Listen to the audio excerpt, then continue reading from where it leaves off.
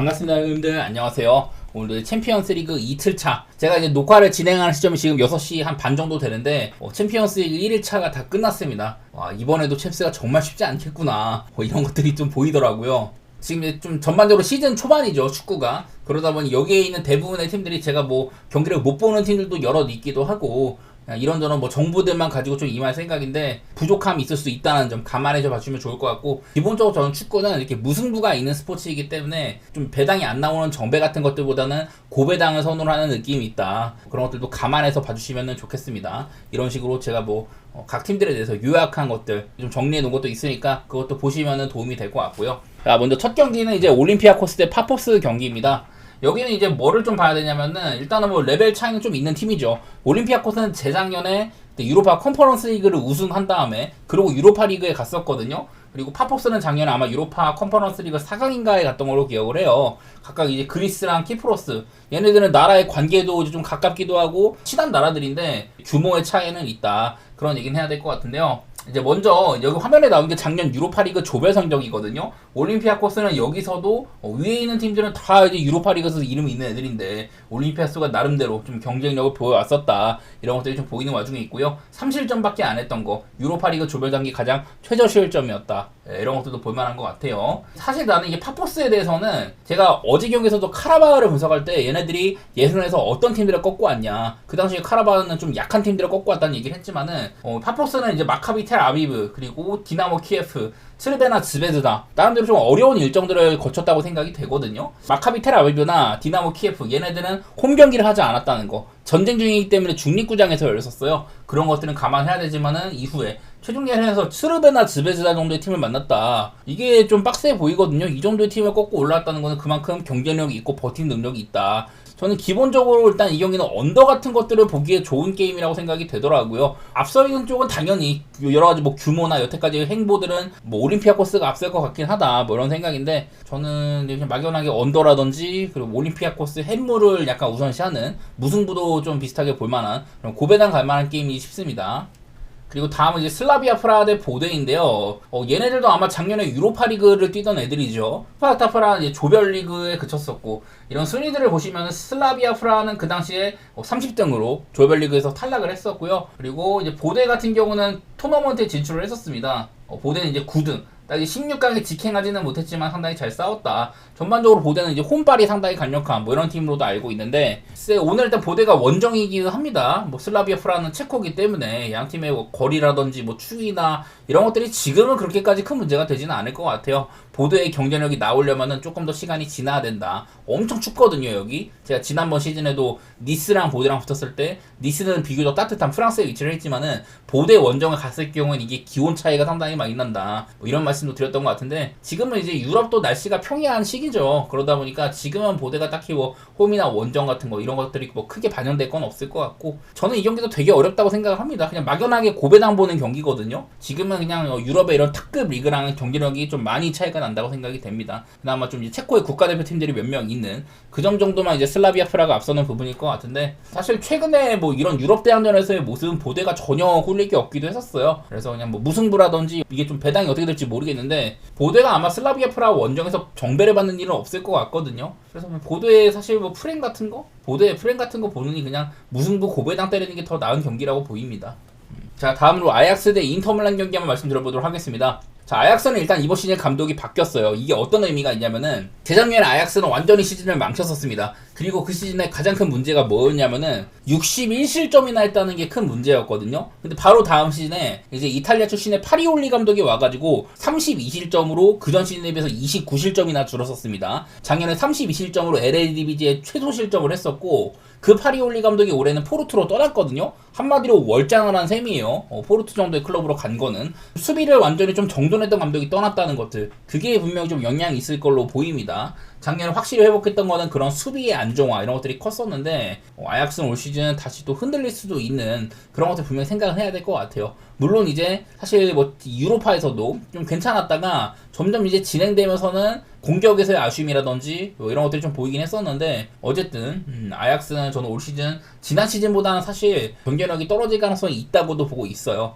반대로 상대는 이제 인터밀란입니다. 인터밀란은 사실 이런 선수적으로는 크게 아쉬움은 없습니다. 대부분의 선수를 지켰고 보강이 뭐 알찬 편까지는 아니지만은 뭐 시모네 인자기 감독이 떠나고 경험이 적은 크리스티안 키브가 이어받았다. 키브는 뭐 아약스랑 인터밀란 둘 다 뭐 뛴 선수였었어요. 근데 이제 작년에 뭐 파르마에서 좀 약팀을 나름대로 잘 다스렸다 그런 건 있겠지만은 인터밀란 정도 이런 강팀을 맡은 거는 처음이기 때문에 최근에도 이제 우디네스전 패배라든지 유벤투스전에서도 졌던 거, 물론 유벤투스전은 양팀 다 되게 뭐 원더골도 많이 나오고 치고받는 경기긴 했지만은 어쨌든 인터밀란이 작년과는 다르게 초반에 수비적인 약점을 좀 다소 노출한 것도 보이긴 했었거든요. 개인적으로 이거 아마 인터밀란이 원정이어도 정배일 것 같은데 인터밀란을 보는 거는 뭐 나쁘진 않을 것 같아요. 기본적인 이런 전력 차이는 있다고 보이니까 아약스가 옛날처럼 막 챔피언스리그 4강 가고 이럴 때처럼 경쟁력 있는 시기가 아니기도 하고 인터밀란이 앞서는 분이 분명 있을 테지만은 수비적인 약점도 노출을 했었다.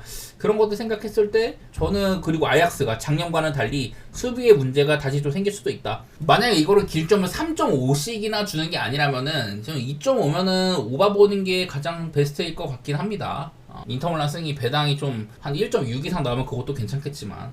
자, 다음으로는 리버풀 대 이제 ATM인데요. 얘네들 은근히 좀 많이 만나요. 2020이랑 그리고 2021년 이렇게 연달아서 아마 챔피언스리그 조별 예선인가 토너먼트 단계에선가 만났던 것 같은데 꼬마는요 시즌 초반이 약간 좀 불안한 면모가 있기도 하죠. 제가 지난번 비아레알과의 경기 때도 뭐 그런 말씀을 드렸었는데 저는 지금 꼬마를 살짝 의심하는 그런 시기이긴 합니다. 그리고 리버풀 아르네 슬롯 감독 체제에서 바로 이제 좀 위리겐 클롭 감독이 떠나고 나서 리버풀의 한 사이클이 지나면 어떡하냐 뭐 이런 소리가 있었는데 리그에서도 뭐 조기 우승도 하고 올해는 챔피언스 리그에서 좀 더 높은 것을 바라보고 있거든요. 작년에는 리버풀이 되게 좀 아쉽게 탈락을 했는데 챔피언스 리그 이런 예선 단계에서도 리버풀이 7승 1패 이것도 7승을 먼저 선취한 다음에 마지막 경기 아마 PSV한테 아마 진 거일 거예요. 멤버를 되게 좀 쉽게 내줬었고 일찌감치 7승 선취한 가운데 마지막 경기는 쉽게 치렀다. 그 정도로 여유를 보였던 클럽이 리버풀이거든요. 작년에 가장 인상적인 팀이었다. 조별리그 단계에서는. 그리고 이제 뭐 살라에 대한 노세와 기미가 좀 보이긴 합니다만은 이제 이사크를 영입을 했죠. 작년에 뉴캐슬에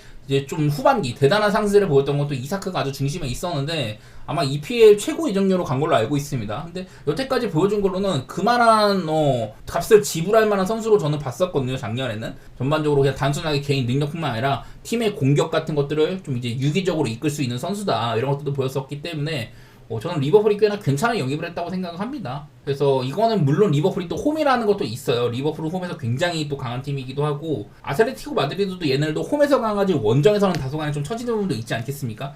그런 것도 생각을 해가지고 아무래도 그냥 리버풀의 승리? 상대가 이제 ATM인지라 배당이 조금 나와야지 좀 좋을 텐데 배당이 안 나온다면은 사실 뭐 그렇게 큰 의미는 없을 것 같긴 합니다. 여기는 또 하나 더 얘기할 게 있는 게 그 지난 몇 년간의 맞대결 대부분의 맞대결이 이제 뭐 2020년대도 있고 그 전에 뭐 한참 오래전이었는데요. 대부분의 맞대결이 이렇게 좀 한 점차 게임으로 진행된 부분들이 많았었다. 16강에서 붙었을 때는 2020년에 이때는 꼬마가 앞서 나갔었고 그 다음에는 조별리그에서 리버풀이 뭐 2대3 그리고 홈에서는 2대0으로 이긴 바가 있었는데 어쨌든 뭐 점수가 그리 크지는 않았던 것들. 그러니까 핸승 접근은 좀 망설여진다. 이런 내용도 될 수 있을 것 같아요. 다음으로는 바이에른 뮌헨 첼시입니다. 첼시는 작년에도 리그 최종전까지 알 수 없는 이런 챔피언스리그 진출 경쟁 속에서 올라온 거예요. 전반기를 굉장히 첼시가 잘했었는데 후반기에는 완전히 좀 많이 떨어졌었죠. 올해도 유망주 같은 애들을 엄청 사고 팔고 제가 매번 첼시는 계속해서 이런 유망주로 옥석 가르기를 하고 있다. 작년에는 그래도 그런 것들이 좀 비교적 본격적으로 리그 우승에 대한 도전을 하고 이랬었지만은 결국에 좀 막바지 때 이런 동력이 많이 딸렸었다. 그런 게 좀 보였었습니다. 아마 그리고 또 이제 중심이 될 거라고 생각을 했었던 콜 팔머가 한 시즌 안에 확 죽어버린 거. 시즌 초반에 잘했지만 금방 확 식어버린 것들 그런 것들을 보니까 저는 아직도 첼시가 좀 갈 길이 멀다고 생각이 되기는 하거든요. 물론 이제 뮌헨도 지난 몇 년 동안 꾸준히 좋은 팀이었던 거에 비해서는 성적을 좀 낸 지가 오래됐습니다. 이제는 뭔가 뮌헨이 챔피언스리그 이게 컨텐더인가 그런 생각이 좀 들 정도예요. 어쨌든 이번 시즌 초반에도 뭐 비스바든이라든지 그리고 아우크스부르크 이런 팀들한테는 다소간 좀 어렵게 이긴 것들이 있었다. 시즌 출발에 그래도 뭐 대승도 많이 하고 좋은 편이에요. 원래 이게 제가 뮌헨을 얘기할 때 이런 그룹 페이지 단계에서는 진짜 무적이었다. 거의 막 50경기 이상 무패 달리고 한다 뭐 이랬었는데 그런 것들이 이제 아마 재작년에 깨졌었고 그리고 이제 지난 시즌 그 리그 페이지로 새롭게 이제 조별리그가 아니라 풀리그로 바뀌면서부터는 미넨이 이런 조별리그에서의 강점을 발휘하지가 못했었거든요. 작년에 미넨의 위치는 12등 정도. 그나마 마지막에 조금 이제 스포트를 올려서 그렇지 되게 좀 어렵게 진행한 편이었었습니다. 이런 것들을 보면은 양 팀 다 지금은 챔스에서는 경쟁력이 떨어져 있는 시기이긴 하다. 뭐 이런 것들이 보이는데 저는 개인적인 생각으로는 뭐 미넨이 홈이고 좋기는 좋아요. 근데 나는 지금 사실 나 첼시에 대해서 제가 잘 모르겠거든요. 판단을 좀 보류해야 될 경기가 아닌가 뭐 그런 생각만 드는 것 같습니다. 한편으로는 막 첼시의 프랭 같은 것도 좀 생각해볼까 좀 생각도 들고 뭐 그런 경기네요. 이건 어려운 경기 같습니다. 정말로.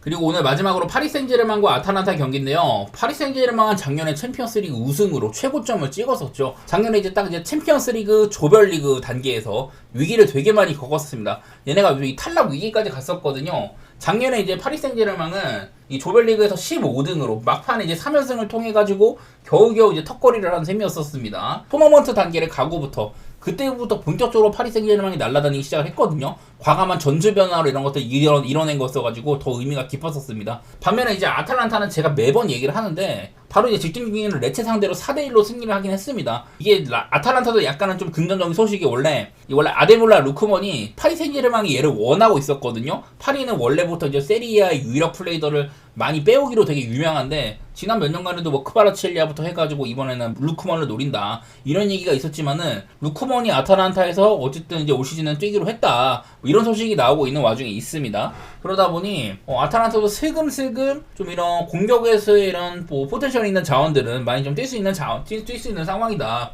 뭐 그런 얘기는 될 만한 것 같은데 어쨌든 저는 가장 큰 거는 아탈란타의 가스페리니 감독이 없는 거. 그거는 팀 아이덴티티를 좀 잃을 수 있는 부분이라고 생각이 되거든요. 거의 뭐 한 10년 가까이 그냥 중소 클럽에서 챔피언스 리그까지 가는 클럽으로 만들어 놨는데 그런 감독이 떠난 거는 확실히 좀 큰 타격이 있을 걸로 보긴 합니다. 저는 그런 것들을 의심을 해가지고 그냥 이거는 뭐 파리 생제르맹을 좋게 보는 경기가 될 것 같고 거기다가 뭐 오바 같은 것까지 한번 양 팀의 플레이 스타일을 생각하면은 그런 것들도 충분히 좀 생각이 되는 것 같습니다.